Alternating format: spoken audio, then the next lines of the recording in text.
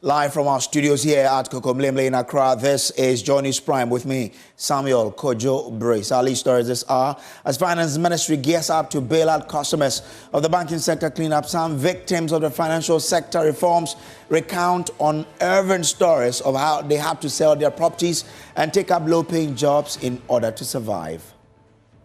And this evening, Movement for Change leader. Now, in that particular story, we'll bring you a wrap of what the finance minister says they have done in achieving that domestic debt exchange program. We'll bring you details, all of those stories. Now, here as well, the Movement for Change leader, Alan Chomanting, is promising to focus on reducing inflation, stabilizing and depreciating cedi, and maximizing agricultural productivity if elected president.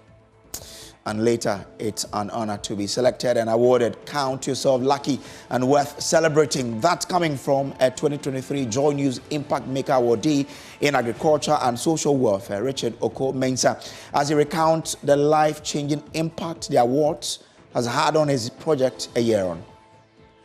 More on Richard and this year's nominees as we gather at the Accra International Conference Center to celebrate and recognize 10 finalists this Saturday. Ghanaian businesses are expecting mixed reactions from the investment world towards Ghana's completion of its external debt restructuring. According to them, there will be positive reactions to the milestone by some investors who will now consider the certainties around their investment should they put money into the Ghanaian economy. But there will also be some reluctance on the part of others who will rather want to invest in other economies than Ghana due to the debt restructuring. More of that shortly. First, here is Ghana's Finance Minister, Dr. Mohamed Amin Adam, who is assuring Ghanaians of a promising outlook for Ghana's economy after a successful conclusion of its debt restructuring program. He was speaking at a town hall meeting at the Trinity Baptist Church in Croydon, UK. One of the conditions was that Ghana had to do what we call debt operation. We had to go and restructure our debts because our debts were considered unsustainable. I want to announce, for those of you who are interested in the debt restructuring, which has become Ghana's most difficult problem for the past 2-3 years, we are bringing it to an end. We are bringing the debt restructuring to an end. Last 2 weeks, we concluded negotiation with the official creditors, and we've agreed to restructure $5.1 billion. And I'm telling you, your government is good in negotiation. Of the $5.1 billion, we are going to make a savings of about $2 billion. $2 billion. As I speak to you, tomorrow morning, there will be an announcement that we have also concluded our negotiation with the Eurobond holders, $13.1 billion. And ladies and gentlemen, when we announce it, please read the details. We have negotiated a good deal for Ghana that will save us $8 billion.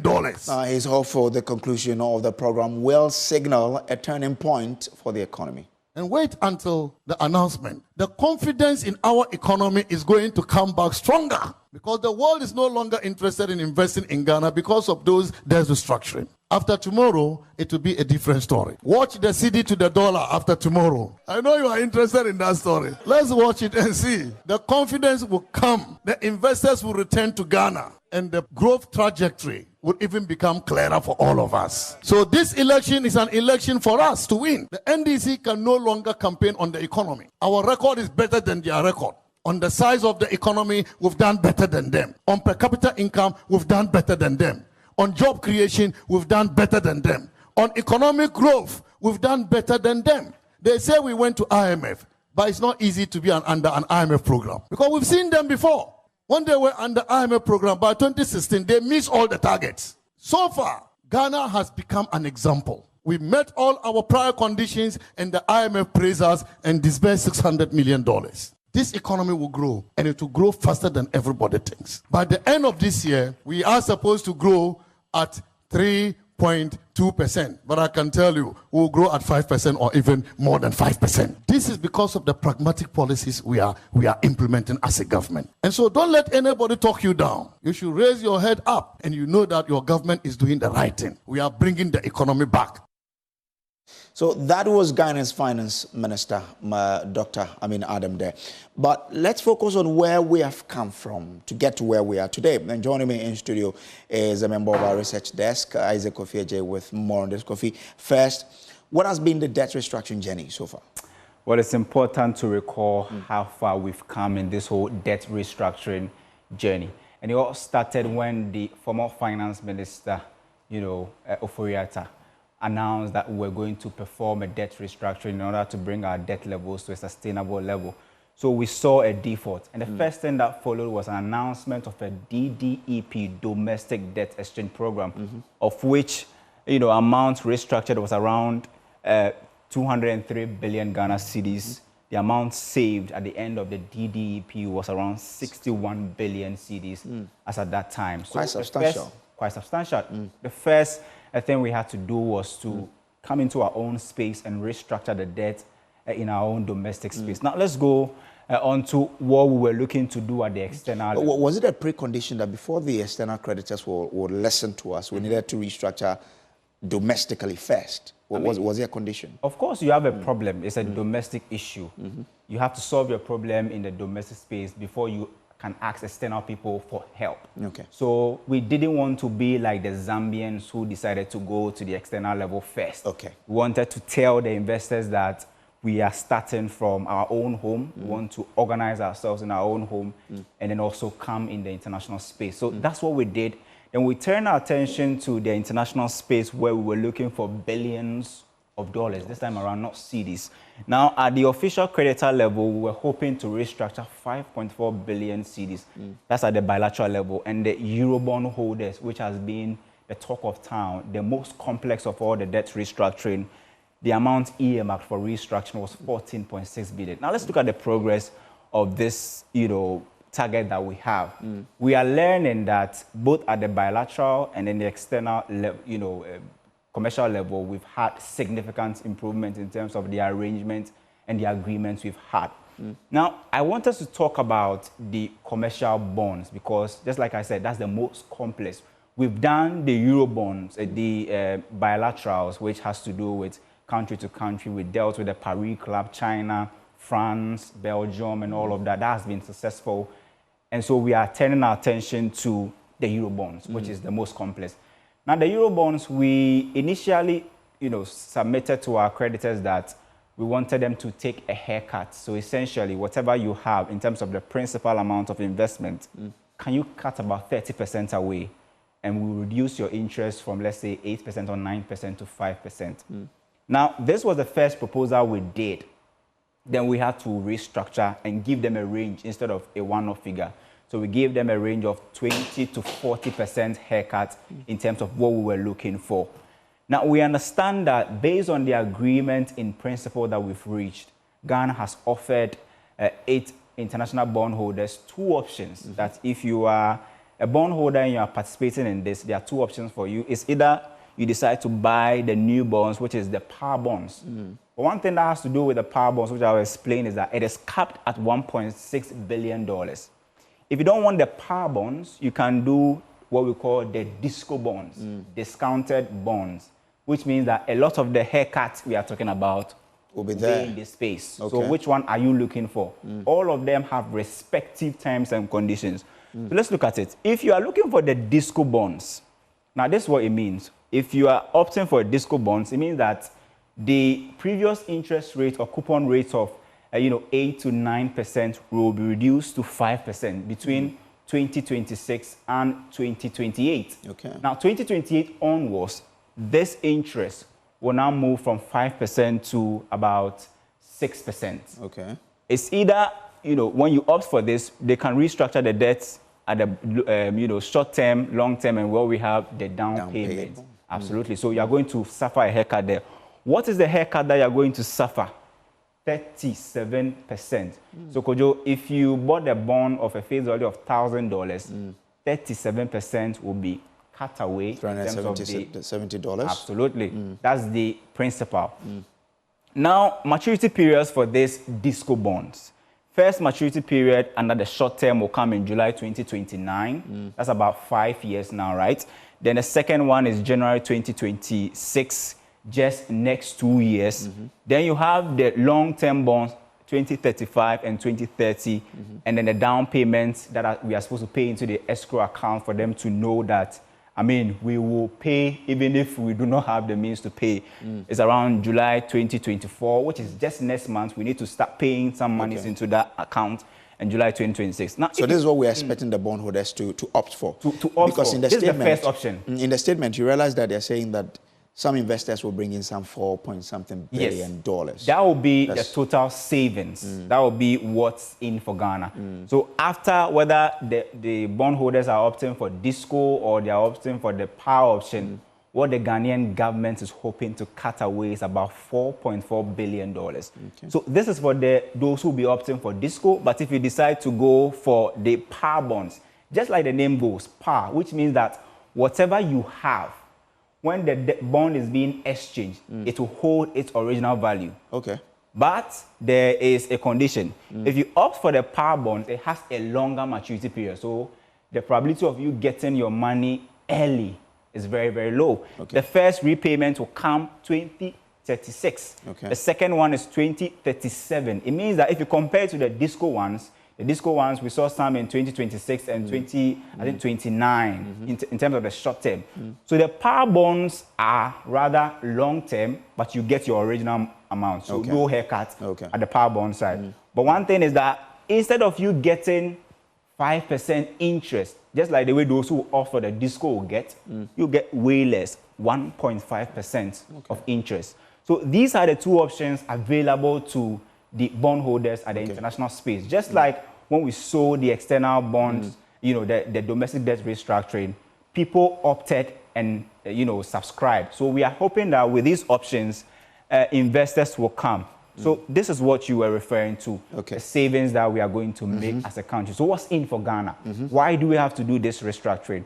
We need to create a space of about $10.5 billion dollars. That's a target. But we understand that if we're able to complete this, external debt restructuring at the commercial level, we can save about $4.4 billion, dollars. So if you add this 4.4 to the about $5.5 billion, dollars that we've restructured at the bilateral side, that moves us into about. But this statement says the agreement in principle, bondholders would forego approximately $4.7 billion of their claims and also provide cash flow relief of approximately $4.4 billion. So that's the cash flow relief. So within the period that we are talking about, that is the period in which the IMF program will last, which is up until 2026. The bondholders are willing to give us a fiscal space of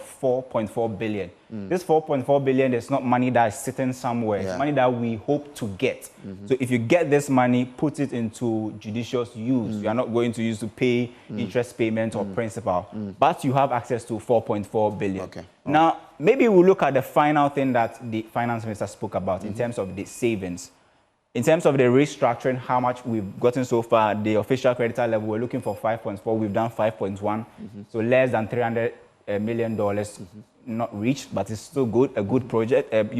Negotiation, Euro bonds, we're looking for about, earmark was 14.6. Now we're talking about 13.1. Wow. Let's look at the savings. Essentially, if what the finance minister is something to go by, then it means that we have, they say they've saved for the country $10 billion, which is so huge. But $10 billion, they need to come and explain more. How are you doing the savings? Is it because of the moratorium? Is it just because you're not paying for a period of time? Because we know your debt servicing obligation at the external level is so huge. I guess this explanation really puts the issues in context there. Now, let's try and gauge the mood of business community to this. We're joined by Mark Bedu Abwaji, who is the CEO of the Chamber of the National Commerce and Industry. He joins us via Zoom now. I'm grateful to you for joining us. Is this a welcoming news for businesses? Well, good evening. I think it's a welcoming news. At least it will bring some certainty into our economy. For businesses, we need some level of certainty, which has been absent for some time now. Because as investors, they will wait and look at what will happen with this whole issue about restructuring. So once at least we are getting close to getting the deal, as it's been announced, then there will be some level of certainty. For me, it's a good news. And I think that we also have some positive impacts on the local currency. you've seen the cedi depreciating rapidly since the beginning of the year. And it's all due to this uncertainty. So an investor who is in Ghana is not too sure what is going to happen. So he's looking for an option outside the country. And those outside will also sit back and not invest. So it's one of the main reasons why we've seen the cedi depreciating, because the supply of the foreign currency has been relatively low. So with this, I think that is also a positive news for us. And it's going to trigger, of course, so one of the conditions why we've not received the IMF facility, the 360 million for some time. So with this, that may come in, and also other development partners will now come in with certain support from the World Bank and others. So for me, it's good news, but I don't think we should also be overly excited at this moment. Because it's not going to have an instantaneous positive impact on inflow of funds from investors. There are, of course, others who are risk averse, and still, in spite of this news, will sit back and say that I'm not too sure what is happening in the economy. So if I have any funds, I will not send it to Ghana.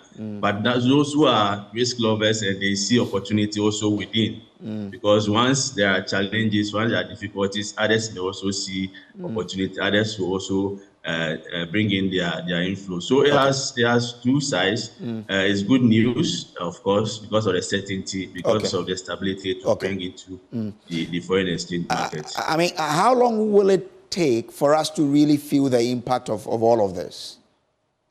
Well, these issues will always have a lag for some time, a year or two, until some of them will now wait and see whether, even with this restructuring, when it comes to payment, we'll be able to pay.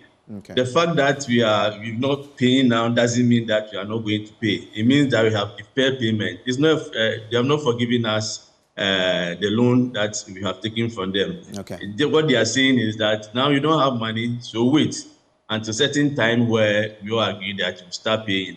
Others will wait and see whether indeed we'll be able to pay before they will start bringing in money. Others, as I said, are risk lovers, and then they will cancel. So definitely there will be some lag, but it depends on how we also manage our economy until the time that we are going to pay.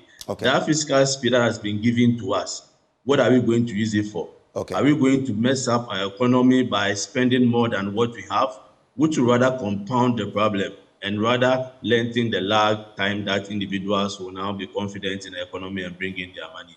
So that's like those savings of 8 billion. What are we going to use it for? I think that we need to look at the productive sector. In fact, that is where we'll be able to generate a lot of revenue to be able to pay whatever loan that we have taken. Mr. Bedu Sarkodie, I'm grateful to you for joining us here. He is the CEO for the Ghana National Chamber of Commerce and Industry. Well, some affected customers of the banking sector cleanup say they have been living under harsh economic conditions in order to survive. According to them, some have had to sell off their properties to pay off bank loans they had contracted for business, while others had to take up low-paying jobs to survive after their investment were locked up. In 2017, the government closed down some financial institutions in the country as part of its effort to secure deposited funds and strengthen the banking sector. Speaking at a town hall meeting in the UK, Finance Minister Dr. Amin Adam disclosed that the ministry has been directed to bail out customers affected in the banking sector cleanup. That government will not be held responsible for the investment decisions of individuals. But this government is so caring. Mistakes were made. People were not well informed. Maybe they didn't know who to consult to be informed or advised. But we also know that the people who are affected are suffering. We heard that some people have died. Some people had to commit suicide. This government is so caring that in the first place, we granted some bailout to all the affected. And I want to tell you again that the president has directed that we do another bailout. So between now and October, we will release 1.5 billion Ghana cedis to the affected people. This will not pay the entire amount, because the entire amount is 4 billion. Well, the customers have also been reacting to this particular news. They say that even after the first payment to the first one, they have not received anything yet, but we'll bring you more details in that. But access to clean water in several communities in the Sanarigo municipality in the northern region is low, with most residents relying on hand-dug wells and dams. Water scarcity has compelled several residents to use any available water they find their hands on to survive. Today, we take you to the Wumu Dam in Ghana's third largest city, Tamale, the Sanerigu municipality, to have a feel of the type of water some people rely on. Apologies for that. We'll bring you that sound later on. But let's return to the story about the customers of locked up, investment who complain that they have not received anything. Government is today promising that they have been directed to, bail out some customers. But beneficiaries of government's earlier bailout on Heneba Kwesi Afewa says since they were paid part of the funds, the remaining balance remain locked up with no explanation from the government. He joins us via Zoom now. Now, grateful to you for joining us here. What do you make of the assurance from the government now? It looks like they have their hand on something. What do you make of that assurance?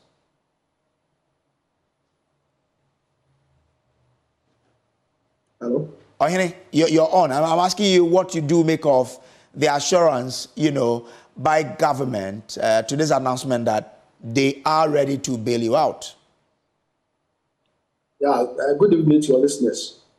And I'm happy to hear this news once again from our finance minister, because I recall that when the bank cleanup came, some of us have already invested our life savings, and the finance minister then said that they are going to pay the microfinances and later on come back to the 34 farm managers, which are happy to be a beneficiary of that 34 farm managers. So a lot of engagement went in, and later on we were asked to, open accounts with GCB, and some portion of the funds were, deposited. And as of now, for 4 years down the line, we've not heard anything until this news came out from our minister that the government has directed him to pay the second tranche. So it's a welcome news, but not until we see the amount in our account. We cannot say that it's a done deal. Okay. But are you confident that indeed you receive these monies? But he has given time like that between now to October. That's we have about 4 months' time to see that whether the money will be credited or not. Because I recall, certain promises have been made on those who did the bonds and later have to go and demonstrate at the Ministry of Finance, and we also have how the old age men and women suffered before the money was paid. So although this is what the minister has said, but not until I see my account being credited, I will not say that, we should give listener attention to what he has said.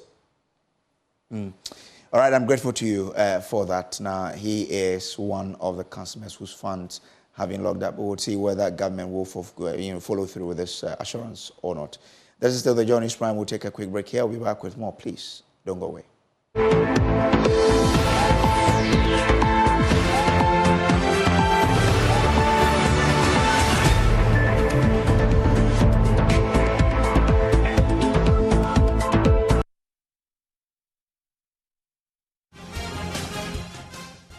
Welcome back from the break. Now, Election Headquarters is brought to you by Petrosol, your clean fuel in full quantity, the Chartered Institute of Management Accountants, the AICPA, together as the Association of International Certified Professional Accountants. Also by the German Ozone Medical Center, Alternative Therapy, Dental Wellness and Beauty, Chopbox Technologies, a convenient service, and Youth Bridge Foundation. Election Headquarters always is brought to you by these and is for uninformed electorate. Now, Movement for Change leader Alan Chamanting has promised to transform the country through his great transformational plan by focusing mainly on economic and infrastructural development, improving social services and maximizing agricultural productivity. The former trades minister said he will eliminate sole sourcing of government projects, reduce government spending and financing on infrastructural projects by 60% and work with a government made up of not more than 40 ministers. There's a lot of money floating around in the world. Government does not need to continue building roads. Every politician would like to build roads because that's where the corruption starts. Because that's where the contracting starts. But if you go to some of the powerful economies in the world, most of the roads were built by private sector capital. Even international airports, first-class international airports, are owned by the private sector. In Ghana, because people want to borrow to finance the construction of an airport, they will tell you that for security reasons, the government has to borrow and construct the airport.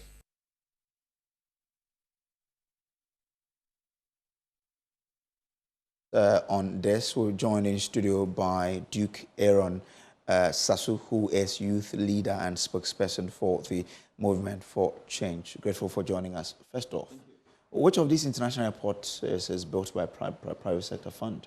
Well, I think around the world, across Europe, across the Americas, infrastructure construction by government is based on partnership with the private sector, basically. That is the practice you have in the US. And you know one airport that is built through that means? No, I might not name specifically, but it is a known fact within the global governance architecture that private participation is at the core of national progress. Okay. And that is why in Alan's Great Transformational Plan, he has laid down what he calls a new policy blueprint for Ghana's transformation.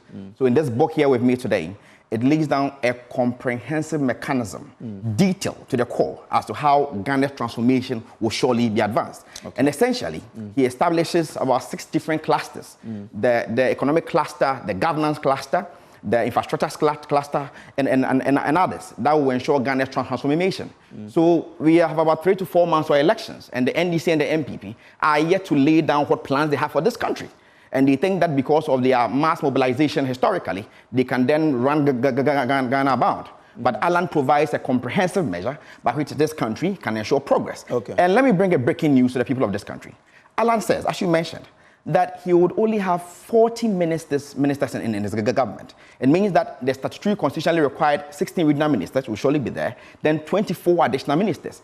And he clearly states these 24 ministries exactly in this booklet. Okay. So what I would say is that Ghanaians should have access to this book, this document, and they will see for the first time a comprehensive framework by a presidential aspirant as to how he will advance the progress of this country. Alan further says, under the economic cluster, there's a pillar called industrial transformation. He says that we cannot be relying solely on cocoa for national progress. Okay. There is the need for us to diversify. So he refers to the oil industry, for example. Oil palm in Malaysia, the entire value chain employs over 700,000 people in Malaysia. In Indonesia, oil palm employs over 4 million people. So he would develop the oil palm. He would develop and other industries as well. But this is how all of the political parties speak when they want power. How different will an Allen government be so that in the next 30 seconds, if you can answer this for me? The difference is that within this policy blueprint, Allen lays down the what, the how, the why, and the challenges and how those challenges will be addressed. Okay. This is the most comprehensive policy blueprint or plan in the history of our dear nation. Okay, all right. Sasu, I'm grateful to you for joining us today. Thank you so much, sir. On Prime. Now, away from that, the National Coordinator for NDC Disability Desk, Frederick Asso, says the next NDC government has, made plans and initiated policies to improve the lives of persons with disabilities. According to him, the Disability Fund will be raised to 5%, and a common fund will be established to support persons with disabilities starting businesses. Frederick Asso spoke at Shama during an engagement by NDC's Gender, Children and Social Protection Committee. Special fund for persons with disability. We're also making a policy that every establishment in Ghana, which is every company, every organization, every offices, should employ 5% of persons with disability into their dispensation. So if a company has 100 workers, at least 5 of them should be persons with disability. We're also making it a policy that our nursing colleges, nursing training colleges, our police services, their training district, they should learn at least a primary sign language interpreting. Our brothers and sisters who are hearing impaired, they go to the hospital and they don't have anybody to sign for them. So if the candidate for Shama constituency, Emilia Arthur, stated that all concerns raised will be documented and addressed to improve the lives of fiscally challenged. She also appealed for their vote to implement the beneficial policies outlined in their manifesto. These are very important issues that we have taken into consideration. And you know His Excellency John Dramani Mahama, and you know the NDC party, that we are a social democratic party. We listen. This exercise is part of us coming to meet the actual people on the ground and listen to them. And so we will take everything they have said back. Now, a year after being, away from politics, a year after being recognized at the maiden edition of the Joy News Impact Makers Awards, Richard Oko recounts that the awards has shot him into limelight he could have never attained on his own. One other awardee, Yusuf Eliasu Baba, who was adjudged the Joy News Impact Maker in mental health care in the Upper West region, said since the recognition, his foundation, the Bahas Foundation, has never lagged in providing support for the mentally ill in the region. Let's listen to them.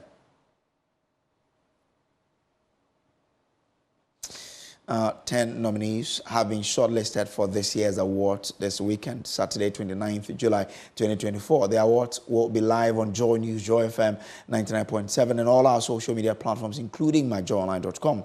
Among them is Eunice Ejapong, a young graduate who was posted to the eastern region town of Noka to teach in an apparently non-existent school. Despite her disappointment and the remote nature of the community, Eunice single-handedly began mobilizing children from their homes to homes under a tree to teach them. With the support of the community and parents, Eunice and the team managed to raise a makeshift structure to provide shelter for the kids. Now, the Ghana TVET Service and the UWZ Partner Africa project, whose main aim is to position the Ghanaian youth to secure well-paying jobs as well as acquire practical skills required by industry, held a second workshop on solar PV at the Applied Technology Institute. Students and teachers of Applied Technology Institute were filled with gratitude and excitement to finally have tools to help broaden their knowledge and skills in the solar PV sector. Lois Shola Adeyemi has more in this report. TVET Service, in collaboration with the UWZ Partner Africa project, launched the Solar PV training program at the Applied Technology Institute. The launch and workshop saw parents, teachers, students and artisans learn more about solar PV and the countless opportunities Ghanaians stand to gain by venturing into the sector. The principal of the Applied Technology Institute, Emmanuel Kote Ashit, thanked the Ghana TVET Service and the UWZ Partner Africa for introducing solar PV into the school curriculum. He also shared his excitement for the students to undergo training, as he believes it will pave the way for Ghana to have its own skilled experts in the solar sector. This is the first time we are going to have a systematic training in solar energy, not the one that individuals go elsewhere to do. It is a national standard curriculum that has been developed that we are going to run here for the first time. So the nation can boast of experts in the solar industry coming from Applied. According to the head of the electrical department of the Applied Technology Institute, many students have shown interest in solar training. After the first batch completes, the school hopes to increase the number of students participating in the training. Since it's the beginning, we want to start with only 40 classes or 40 students. And in that 40 students, we will do it in a section, 20 in a class, so that we can have enough time for them. Because the program is practical program, about 80% practical and then 20% theory. So we need to have enough time for them. So it's only 20 for a section and 2 sections. The Deputy Director responsible for training and development at the Ghana TVET Service, Philiberta Nkrumah, explained that this project will create many employment opportunities for the youth. According to her, the Ghana TVET Service has plans to introduce this project to more schools over time. What the TVET Service has been advocating for is that we just don't want to train the students to just go on their own, even if they want to start. How are we supporting them with the kind of the tools that they need to be able to even start their own? I think that's the conversation with the project. And at the initial stage, I think that was not factored. But we are hoping that before the project ends, we'll be able to agree on something to even get the tools the tools that they need to be able to start on their own. Parents were encouraged to give the awards the opportunity to venture into the solar PV sector as it holds a lot of promise for Ghanaians. Lois Shola Adeyemi's report, read to you. Now, Africa is moving at a 4% rate in effort to achieve the 17 Sustainable Development Goals, as said by the United Nations. This is relatively slow compared with the number of years left till 2030. After 15 years, Ghana, like many other countries, isn't doing so well with regards to the SDGs. In view of this, the country is set to host the Sustainable Development Goals Action Summit 2024 to engage government and other stakeholders to strategize on Ghana and Africa can get back on track. There's more in this report.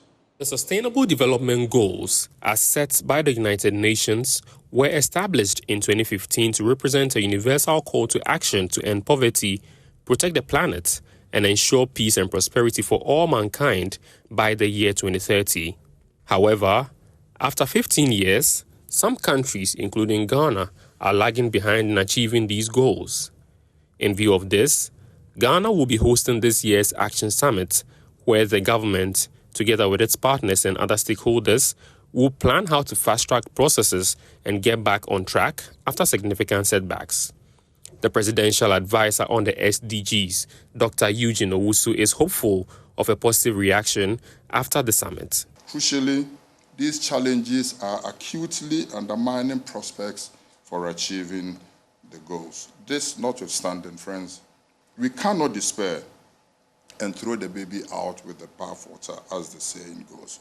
We continue to have abundant opportunities in the SDGs to address these challenges and to foster inclusive and sustainable development across our continent and to give our world a fair chance of achieving much-needed global peace, stability, and also to engender prosperity for all. The resident coordinator for the United Nations, Charles Abani, acknowledges that despite the setbacks, Ghana is relatively doing well in setting priorities to get back on track. We know, even from the 2020 reports, that Ghana is missing $43 billion worth of investments that are required. And that was before COVID even came along and took us further off track. And that was before some of the global crises that we see that continue to impact Ghana. So sustainable finance and a conversation about how we ensure that we have a financial system that enables developing countries, however you define them, low income, middle income, lower middle income, emerging economy, that they have the resources and the fiscal space to actually deliver on the aspirations that they have as countries. Unless we crack that nut, we'll be going nowhere. At the core for Ghana will be economic transformation. I often say to people, and I say it here, and this is my official position, Ghana is a development context. It is no longer buffeted by the basics of humanitarian existence. And internally, although it sits in a sub-region that has a lot of turbulence, it is a peaceful and stable nation with working institutions and an aspiration that is clearly articulated, probably one of the best, in a vision for self-reliance, for a wiser Ghana, and for ultimately a Ghana beyond aid. The summit, which will be held on the 2nd and 3rd of July, seeks to engage all stakeholders in setting policies to help the country achieve all 17 goals by 2030.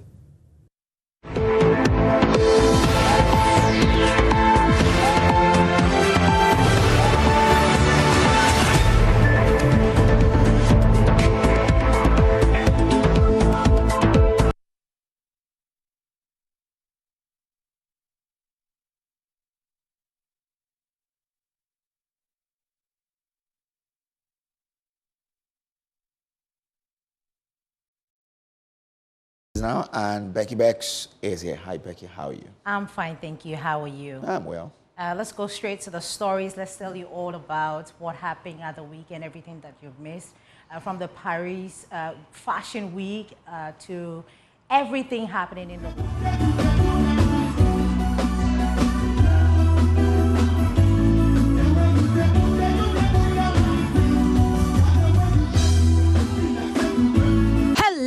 welcome to a new week full of new opportunities. Like I always do, I bring you all the news in the world of showbiz. Here is all you've missed at the weekend. In a vibrant display of color and culture, the Dansika Fugu Batakari Culture Festival brought the traditional Fugu fabric to the forefront in Bolgatanga in the Upper East region. The event, which originated from the UK, was brought home this year to promote the fabric and create an international market for it. We're not waiting for politicians to create economic and financial stability for people in this community who are promoting our clothes. The fashion so they make sure mommy from time. Top took inspiration from top 5 seamstresses for my time, I'm telling you. Mommy Pama dear bomb nika honey at the damn time. Me see me buttons me and yen name pentarisha. We are will be an syndicate. Will be a shot idea. And my way of expressing how I feel in a moment or something be what are they wear. Are we to see you having any clothing line in time soon? Inshallah. Inshallah. So I think it's safe to say the world can't wait for the hashtag Chivido 2024. Yes, ahead of the big day on Tuesday, Chivido has shared with fans his pre-wedding photos with his wife-to-be, Chioma. So I'm pretty sure they'll be singing the song, So Give Me Assurance. I give my baby assurance. I give my baby assurance. If I'm looking for a sister, hey, Chioma, my love, I should get defender, Okay, let me just allow the video to sing it. Yao Sapon has responded to recent allegations by his ex-wife, Adjoa Penamang. He stated unequivocally that their marriage had collapsed 20 years ago when Penamang abandoned him and Santos. Oh, okay. Okay.